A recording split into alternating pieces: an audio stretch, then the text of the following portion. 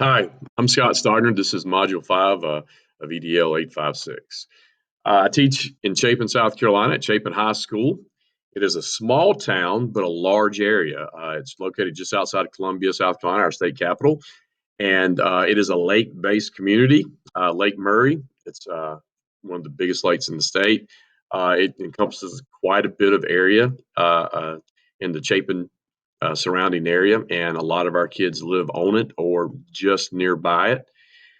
It's most of our residents, because of that, are kind of upper middle to upper class economically within the town limits itself, which is very small as far as area is concerned. It's more middle class than it is anything.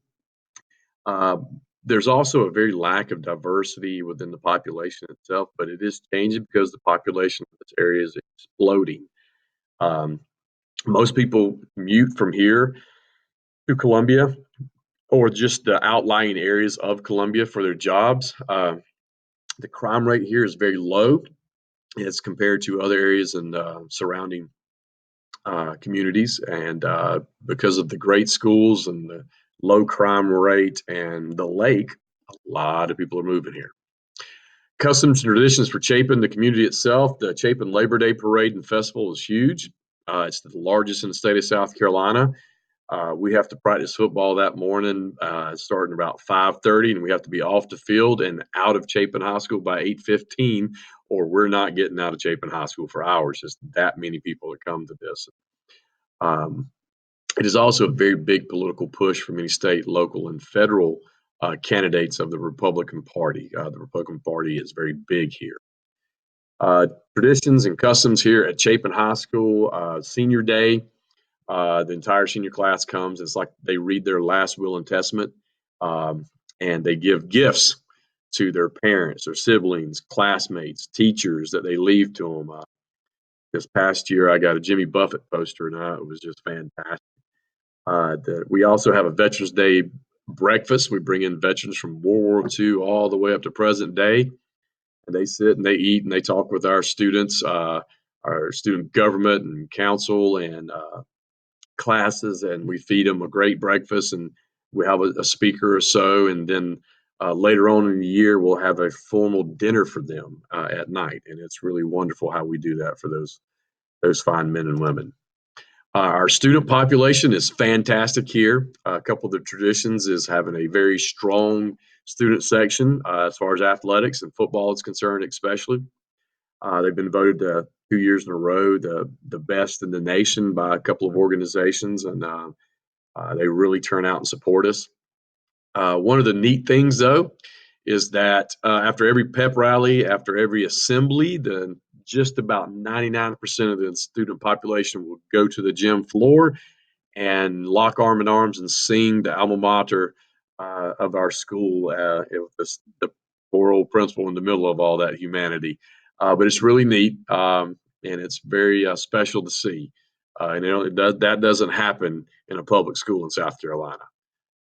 Um, in the school itself, we have about 1,314 kids, but 295 of that actually is at another school, a magnet school here in our district. And so those kids never actually set foot on our campus during the day.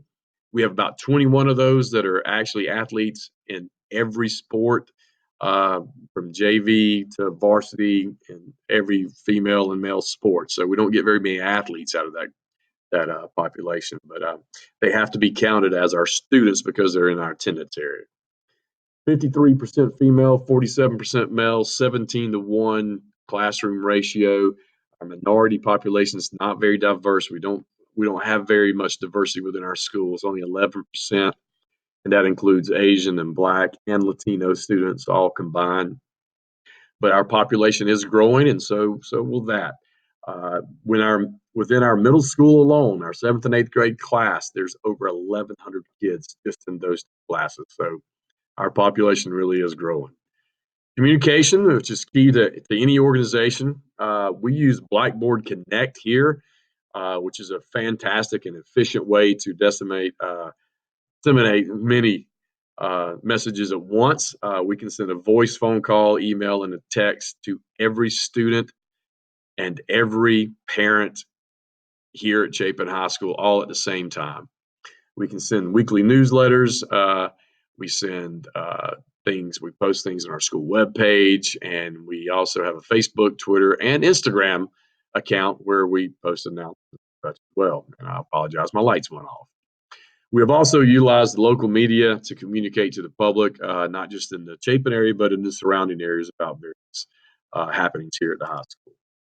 Community groups are awesome here. They're heavily involved in our school. Uh, it's awesome. I work with the Chapin Women's Club and Junior Women's Club and a local church, after school tutoring program, even acceleration school. They help fund it and they supply food and drink. And I work with them every week. And it's great to work with them. We have many churches, other churches and businesses, and the Rotary Club.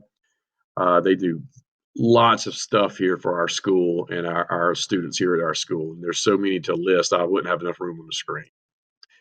Leadership day to day, our superintendent over the district, she's very, Dr.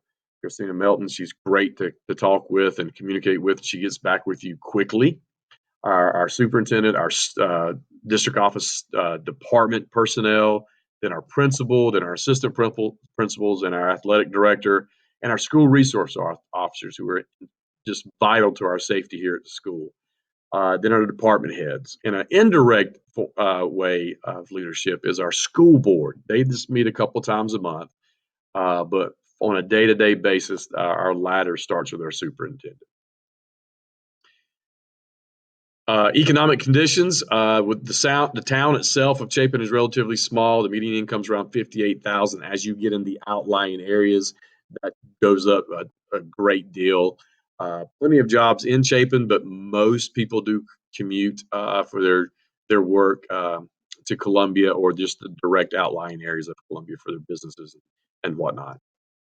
The power structure here in Chapin is very Republican in this area of the state. We have a mayor, a city council that are elected. Our police chief is appointed by them. And we do work with them, not on a day-to-day basis, but we do work with them quite a bit on various projects. Public opinion is important for us to garner information from our students, from our parents, from our community, from our faculty and staff. And the school sends out surveys and asks questions to that effect. It is very important for us to get that information and act on it and to see what we need to do differently as a school to improve things. And I do hope that you found this informative, and I thank you for your time.